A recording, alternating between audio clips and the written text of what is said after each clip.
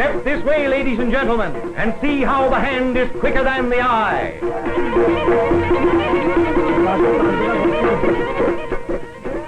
As far back as history goes, we find that conjuring and magic tricks have always fascinated human beings of all ages and of all classes.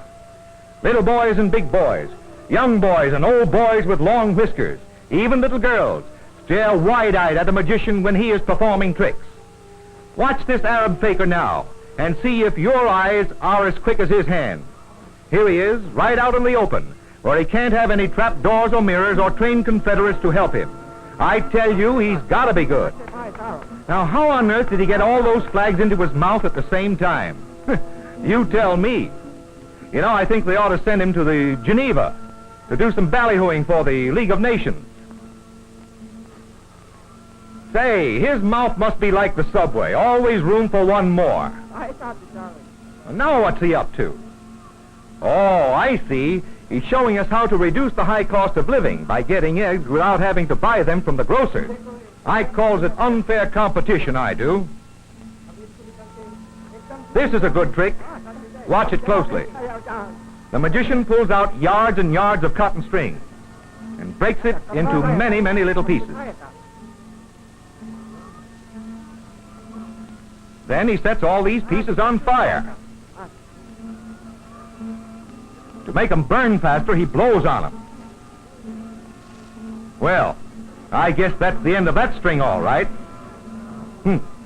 That's what you think, he says. For the string is in one piece again, and it doesn't show any trace of the fire. Believe me, that's some trick.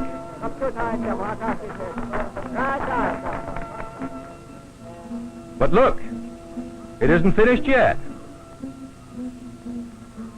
When a magician rattles a box and plays a tune on his magic flute, there is sure something doing.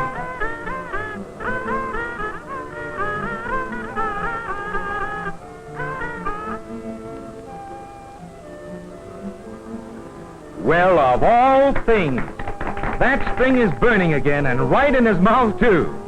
Say, let's give him a hand.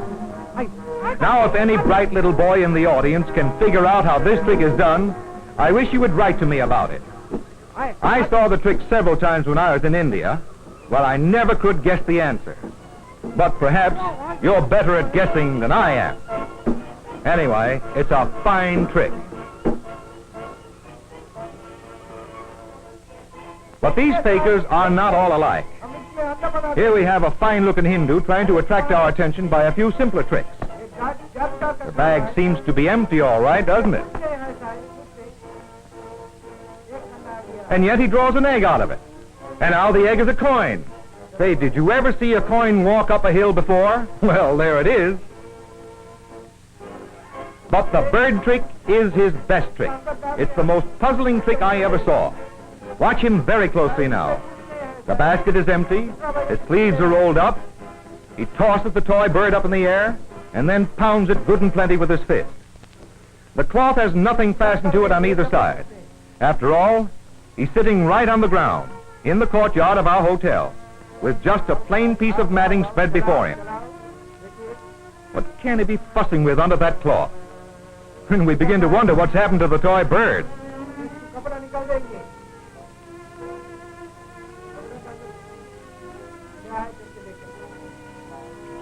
Well, can you beat it? A whole flock of birds, and they're alive, too.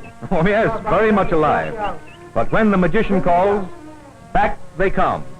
That's another mystery that I was never able to solve. There is no monkey business about this trick. It's all goat. And it just shows how clever a goat can be when a man has the patience to train it. I wonder if a man would keep his patience if some slick circus fella tried to get his goat.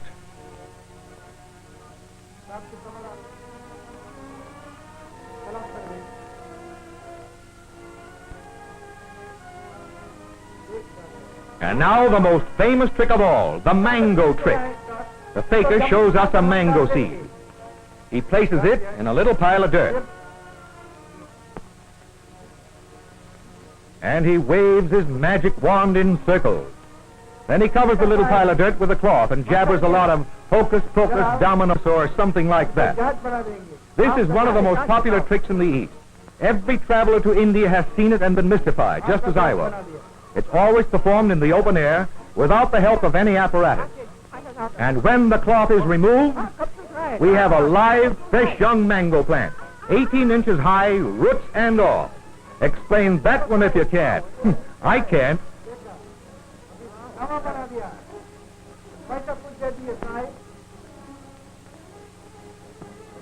There is no deception in this trick. It's just one of the many examples of the extent to which a faker will torture himself to make a living. This man has developed his eye muscles to such a degree that he can lift a stone, and I mean quite a heavy stone, with his eyes, by inserting a small disc under each eyelid.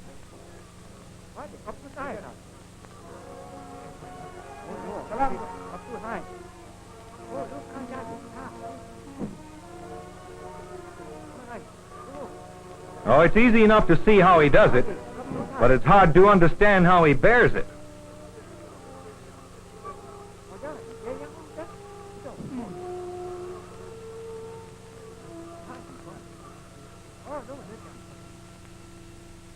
Well, well, well, the old shell game, the oldest conjuring trick in the world. The hand is quicker than the eye. This trick was used thousands of years ago to entertain and mystify the Egyptians. The ancient Greeks and the Romans fell for it. All the nations of the world know it now. In our country, it is worked at circuses and at county fairs. We all know how it's done, but the performer is so quick in his motions that we are usually fooled when we try to guess under which cup the dice or the pellets are to be found. Many of us have bet money on the issue, but most of us have lost. This faker is quite the smoothest and fastest actor I've ever seen. I watched him many times just for the sport of it. I made all kinds of bets with myself, but I always lost.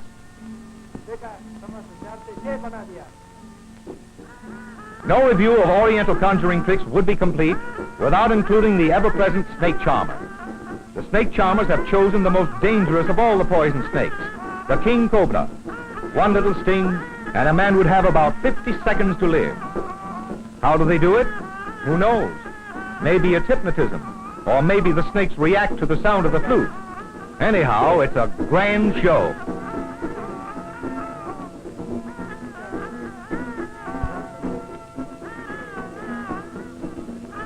So with an eye full of magic and an ear full of weird music, we're going home to see if we can figure it all out.